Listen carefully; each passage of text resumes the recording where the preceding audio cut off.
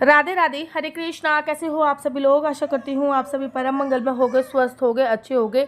तो आप में से ना बड़े सारे भक्तों का ये प्रश्न मेरे पास आ रहा है कि श्रीधाम वृंदावन में स्थित वैकुंठ द्वार कब खुलने वाला है। पहले बात एक बात को आपको बता दूं कि श्रीधाम वृंदावन में एक वैकुंठ दरवाजा है, रंगजी मंदिर है, जिसको सोने के खंबे वाला मंदिर के नाम से संबोधित किया जाता है, जो कि चुंगी चौराहे पे स्थित है, जिसपे सोने का खंबा बना हुआ है। ये वही मंदिर है जिसमें गौ माता एवरीडे आती हैं और गौ माता के मूत्र विसर्जन के बाद ही पूजा अर्चना वंदना प्रारंभ होती है। ये बहुत अच्छा अद्भुत होता है देखने के लिए कि जब तक गौ माता आएंगी नहीं और जब तक गौ माता मूत्र विसर्जन नहीं करेंगी तब तक उस मंदिर में पूजा अर्चना वंदना प्रारंभ नहीं होगी। जैसे ही गौ माता आके मूत्र विसर्जन करेंगी उसी के बाद पूजा अर्चना वंदना प्रारंभ हो जाएगी।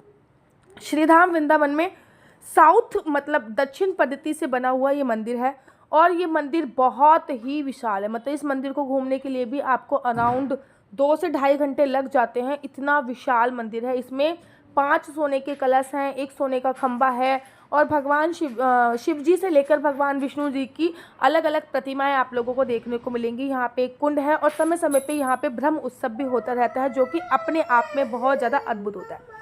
इसी मंदिर में एक दरवाजा है जिसको वैकुंठ द्वार के नाम से बोलते हैं। पहले 7 दरवाजे होते हैं और 7 दरवाजे के बाद एक दरवाजा आता है जिसको वैकुंठ द्वार बोलते हैं। एक स्पेशल ओकेशन आता है, कुछ खास तिथि होती है, जब वो मुहूर्त बनता है ना तभी ये वैकुंठ द्वार खुलता है। वैसे तो ये वैकुंठ द्वार जो है वो मोक्षदा एकादशी पे खुलता है, लेकिन इस बार मोक्षदा एकादशी पे वो मुहूर्त नहीं बना है। इस बार जो वो मुहूर्त बन रहा है ना, वो मुहूर्त बन रहा है आप लोगों का पुत्रदा एकादशी पर। 2024 में एक भी मुहूर्त नहीं बना जिसमें ये वैकुंठ द्वार खुले। 2025 में 2 बार ये वैकुंठ द्वार खुलने वाला है। 2 बार में से एक बार ये वैकुंठ द्वार खुलेगा पुत्रदा एकादशी पे, जो कि साल की पहली एकादशी है, और एक बार ये वैकुंठ द्वार खुलेगा एकदम लास्ट में दिसंबर में मोक्षदा एकादशी पर। देखिए ये कोई स्पेशल ओकेशन पे नहीं खुलता है, मतलब इन द सेंस कोई स्पेशल एकादशी हो जब ये दरवाज़ा खुले, ऐसा नहीं होता है। हाँ, ये ज़रूर होता है कि जब एकादशी पर कुछ स्पेशल मुहूर्त बन रहा होता है तब ये दरवाज़ा खुलता है। अब ये पुत्रदा एकादशी पर ये दरवाज़ा खुल रहा है, अर्थात 10 तारीख को सुबह सुबह 4 बजे आप लोगों को एनी हाउ किसी भी कीमत पर रंगजी के मंदिर श्रीधाम वृंदावन पहुंच जाना है। कहते हैं इस वैकुंठ दरवाजे को पार करने पे आपका पुनरपि जन्म पुनरपि मरणम, अर्थात बार बार जन्म लेने की और बार बार मरने की जो प्रतिक्रिया है वो समाप्त हो जाती है। जब ये वैकुंठ दरवाज़ा खुलता है ना तो भगवान रंगजी जो हैं उनकी सवारी निकाली जाती है माता गौरांगा के साथ। तो भगवान रंगजी पहले एक दरवाज़ा पार करते हैं और उनके साथ लाखों भक्त जो होते हैं वो उस दरवाजे को पार करते हैं। भगवान रंगजी को चांदी की पालकी पे बिठाया जाता है, चांदी और सोने से निर्मित पालकी पे बिठाया जाता है। उसके बाद पहला दरवाज़ा वो पार करते हैं और लाखों भक्त उनके साथ वो दरवाज़ा पार करते हैं। फिर वो दूसरा दरवाज़ा पार करते हैं और लाखों भक्त उनके साथ वो दरवाज़ा पार करते हैं। वो केवल एक क्षण ही होता है, पूरे दिन ये दरवाज़ा नहीं खुला होता, आधे घंटे के लिए भी ये दरवाज़ा नहीं खुला होता। जब भगवान रंग जी की पालकी निकल रही होती है उसी वक्त से कहते नहीं, जब भगवान राम जी अपना सारा कार्यकाल समाप्त करके वैकुंठ अपने धाम वापस जा रहे थे, तो जितने भी जनता थी वहाँ पर, जितने भी भक्तगण थे, सबको अपने साथ ले गए थे। ठीक इसी प्रकार से जब रंगजी भगवान जी वो 7 दरवाजे पार कर रहे होते हैं और जितने भी भक्त उनके साथ होते हैं वो सभी वो वैकुंठ दरवाजे को जो है वो पार कर जाते हैं। बस आपको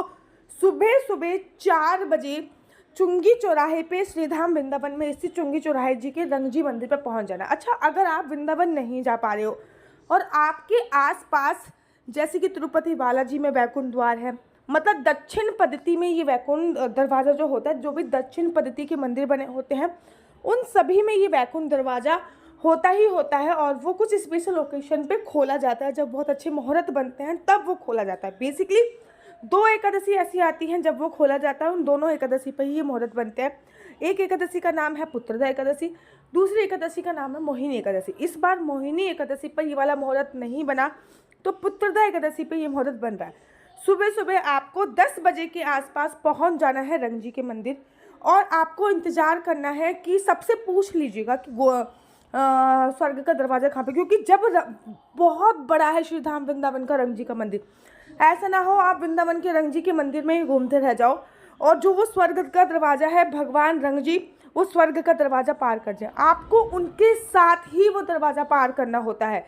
ये नहीं है कि भगवान जी निकल गए उसके बाद आपके लिए वो दरवाज़ा खुला रहेगा, ऐसा नहीं। हाँ, जब भगवान जी वो दरवाज़ा पार कर रहे होते हैं तभी आपको वो दरवाज़ा पार करना होता है। पहले एक भगवान की पालकी के साथ साथ, वो कहते नहीं है भगवान जा रहे हैं तो आपको भी रास्ता दे गए, ठीक उसी प्रकार से आपको करना है। भगवान उस वैकुंठ द्वार से निकल रहे होते हैं और साल में एक बार ही ये होता है, तो आपको इस मौके का फ़ायदा जरूर और ज़रूर उठाना है। कल है पुत्रदा एकादशी और कल ये बहुत शुभ मुहूर्त है। अगर आप वृंदावन जा सकते हैं तो वृंदावन जाइए। सुबह सुबह 4 बजे चुंगी चौराहे पे स्थित भगवान रंग जी के मंदिर पे आप लोगों को पहुंच जाना है और इंतज़ार करना है रंग जी महाराज का वैकुंठ द्वार से निकलने का। ये एक बहुत अद्भुत तिथि होती है और इसका लाखों लोग फ़ायदा उठाते हैं।